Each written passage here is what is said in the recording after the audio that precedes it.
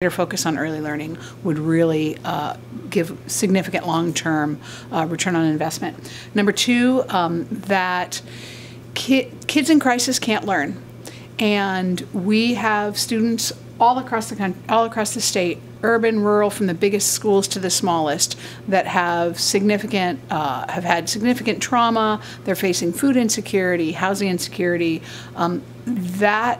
The schools need to deal with that. The schools are where all those kids come, and there's so many issues that you need to deal with in order to educate them. And so, but historically we're not set up that way. We fund our schools just to educate the kids, but there's so much they have to do before the kid can get to the point of being educated to figure out a way to acknowledge that and deal with that going forward, to acknowledge that central role that schools are playing in these kids' lives.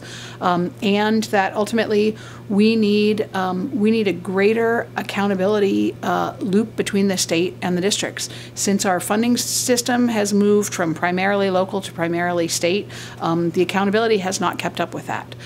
We still have 197 locally elected school boards in this state, despite the fact that about 2/3 of the money comes from the state. So we want to focus on outcomes-based funding that says, hey, here's the funding, here's what you need to spend it on, not do this, but here's the range of options. You figure out what is the most responsive to your community's needs, and how you're going to measure your success, and how we're going to measure your success, and combine that with accountability and transparency, and ultimately really be able to have good focused results for our students.